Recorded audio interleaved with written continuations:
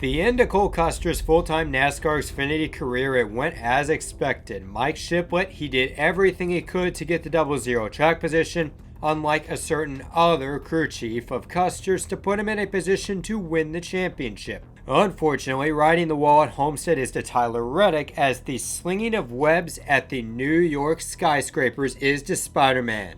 Despite having all the resources, all the tools in the toolbox to get the job done, get that big win, the 7-win breakout season painted a similar picture to 2018. He came up short again, but for the California kid that tore up the legend car circuit and learned a lot in his 4-year development in the lower divisions, he had his entire Cup career ahead of him. His future is extra bright considering the announcement 2 days earlier that he would race for Stewart Haas Racing in the NASCAR Cup Series.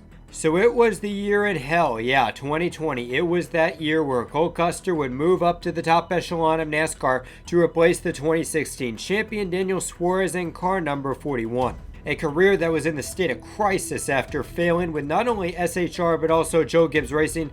Man, that Daniel Suarez guy, what a massive bust. Though for Cole Custer and the entire 41 team, they were brought up from the XFINITY Series and they were ready to learn a lot in this 2020 season. Now, was Cole Custer going to be a Kevin Harvick in year one? Absolutely not. With Custer's experience and the newness of the 41 team, that was a resounding no.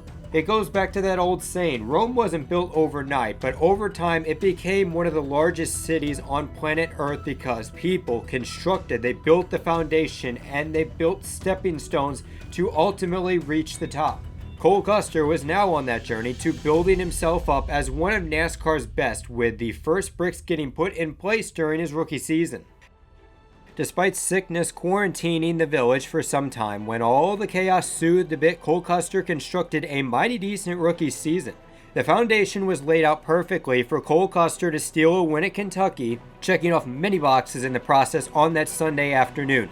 Cup Series winner, NASCAR All-Star, playoff bound, and eventually Rookie of the Year, because the current format is about as flawed as a bridge without the support to keep it up properly. Cole Custer was a first-round exit, but just to be in that position, it was a learning experience that not many other rookies got to have. And sure, he failed, but I bet if you surveyed NASCAR fans after the 2020 season about which one of the big three rookies would do the best in the next few years, many would have said Custer because of his early successes and the horsepower of Stewart Haas Racing. Leave it to NASCAR changing the wheel templates right before the start of 2021 to pump the brakes on Cole Custer's successes. Stewart Haas Racing in 2021 was a disaster beyond belief. The organization just could not figure out how to get their cars setup-wise to the performance of 2020, and they got their chassis kicked by Hendrick and JGR all season long. Not to mention the Robert Yates engine shop was tied down because of the parts freeze NASCAR had introduced at the beginning of 2019. So whereas Christopher Bell and Tyler Reddick, they picked up the pace in their sophomore seasons, Custer went through a mighty long slump, earning just 2 top 10s at Talladega and Dover in the spring. And I'll tell you, this was something unfathomable for a Stewart Haas Racing driver not named Danica Patrick. Cole Custer would go 42 races without a top 10. I'll say it again. Cole Custer, in a NASCAR Cup Series with increased parity driving above average equipment, Stewart Haas Racing, they were a decent team, went 42 races without a top 10 before he earned a 9th place finish at Atlanta last month. His second coming at the chaotic Indy road course where he got dive-bombed, he spun himself out. I'll tell you, the Indy road course is a petri dish for chaos.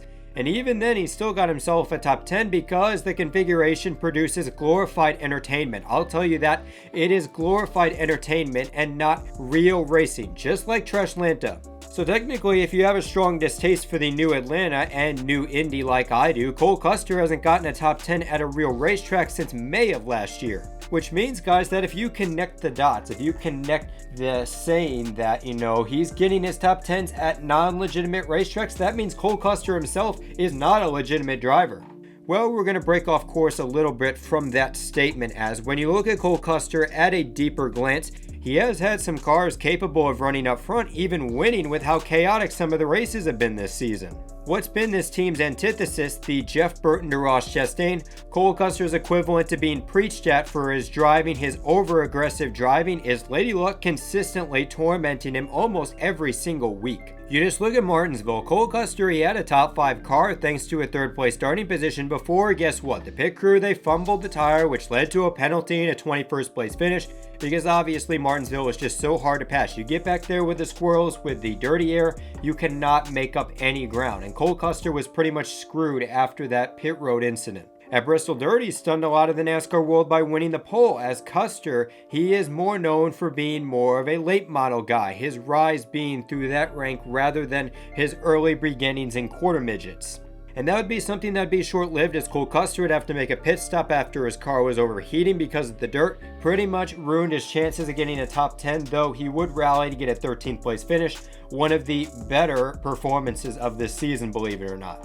Charlotte, all the chaos allowed him to climb up to 6th place in the final stage, perfectly content with the remainder of the race just running green, because Cole Custer had been through so much crap, through so much adversity, he would be more than happy to just get out of here with the top 10. Well, unfortunately, his Checkers of Records teammate Chase Briscoe just about tried everything in the book to pass Kyle Larson, ended up spinning himself out, leading into the chaos known as NASCAR overtime, especially with all these split strategies, and that ended up ruining one of the better races in Cole Custer's Cup career to this point, getting wrecked out of the race and finishing outside the top 20. His team seems to also have a lot of mechanical problems. Despite engine issues being mostly a thing of yesteryear, Custer has registered 2 DNFs due to engine issues and went up in a great ball of fire last Saturday near, with the emphasis on near, the Motor City. Still, the one thing that is set in stone is the fact that in a season where all the Stewart Haas cars have improved in some way, Chase Briscoe has a win, Kevin Harvick has a win, Aric Almirola has gotten a lot more consistent, though it looks like he is going to need to get a win to make the playoffs like his teammates, Cole Custer is actually doing worse than 2021.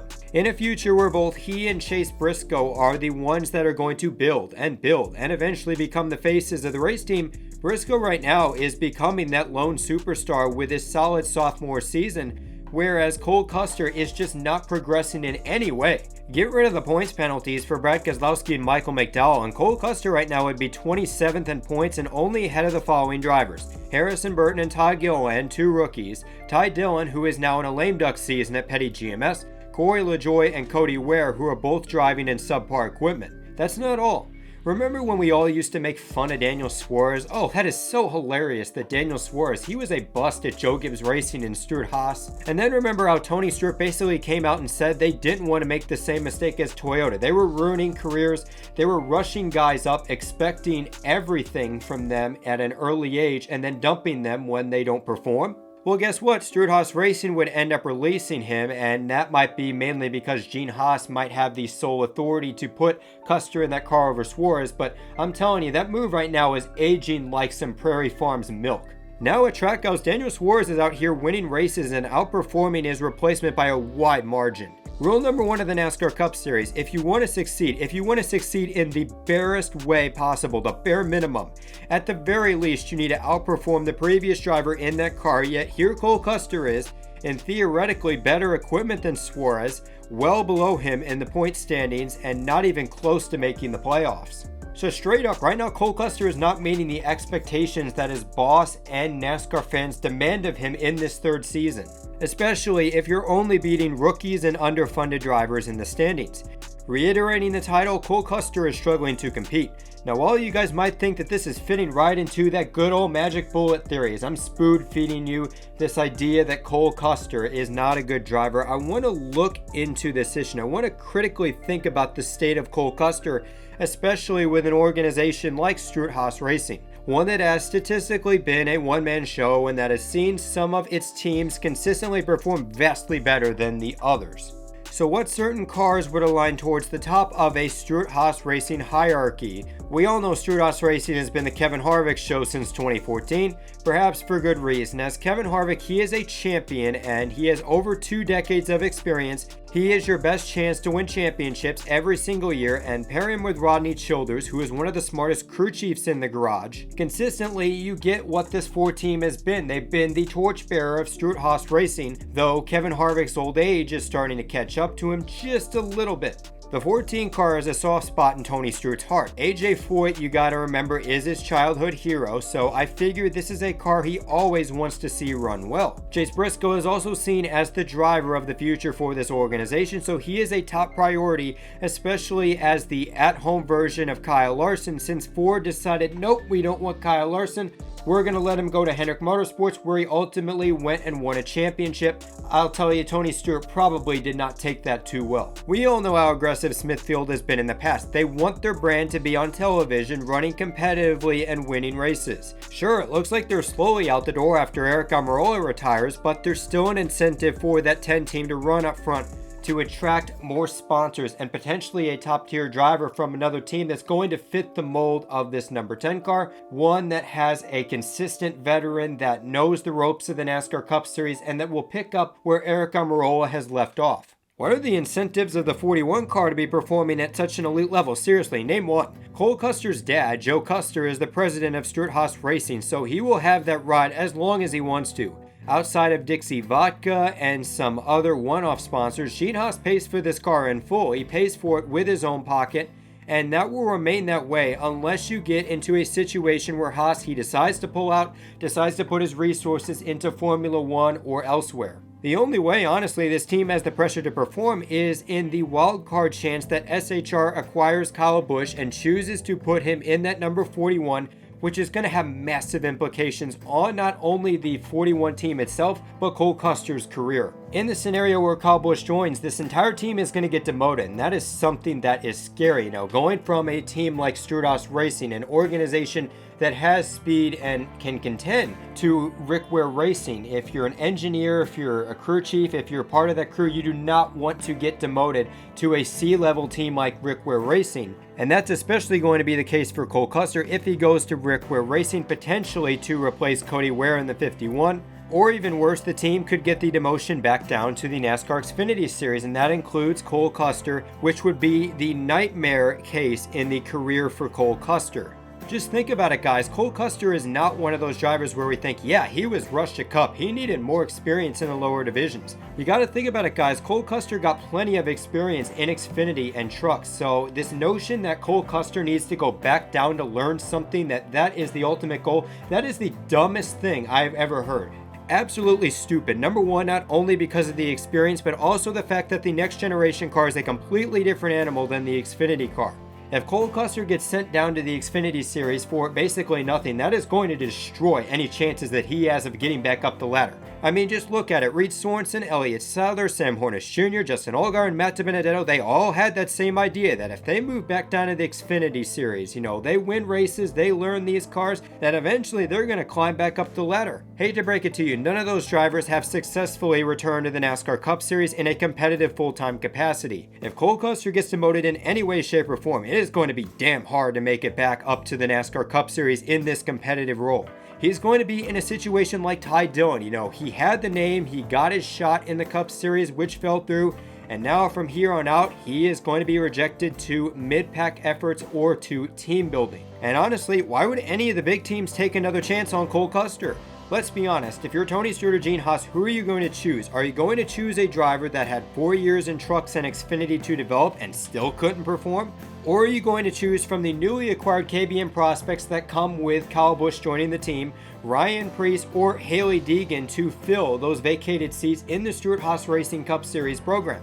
In that case, those drivers are much more talented, they have much more upswing. Well, maybe not so much Hailie Deegan. I put her in there because obviously she has the sponsorship and there is a massive demand from NASCAR fans to have her in a competitive ride, much like Danica Patrick. So when you look at the career of Cole Custer, if he gets the demotion to Xfinity or to a lower cup team, that is going to be the final nail on his competitive chances. And in many ways, this is going to be the final action that shows that end goal for Cole Custer, it was lost. The foundation of his career got damaged, and Stewart Haas Racing, Cole Custer, they haven't picked up the pieces and rebuilt them. Instead, right now, they're at a low point, and it is going to take something drastic like Tony Stewart and Gene Haas saying, you know, we believe in Cole Custer. We think he is going to get back on track, win races, win a championship. We're not going to demote him. That is going to be the thing that really helps Cole Custer, really gets him motivated to start doing better. You guys got to keep in mind the times that Cole Custer and Mike Shiplett, they closed down the bar after the statement dominant victories in the XFINITY Series. You know, that's not a thing of the past. You know, they're still together. They can still develop their craft. That is something, though, that obviously Stewart Haas Racing, they're going to need to realize. They're going to have to look in the longer term and how they're going to really rally around Cole Custer. Because if Tony Stewart and Gene Haas, if they do not have that mindset, well, they're just like Joe Gibbs Racing whenever they dump Daniel Suarez and Erik Jones. And they're going to end up putting Cole Custer in a situation where he goes down the chute and towards becoming a NASCAR Cup Series bust. Hopefully Cole Custer doesn't melt away like some frozen custard on the sidewalk and can instead rebuild his career. So anyways, guys and gals, this is Nathan for NRF Productions signing out, and just remember, life's a beach and then you drive.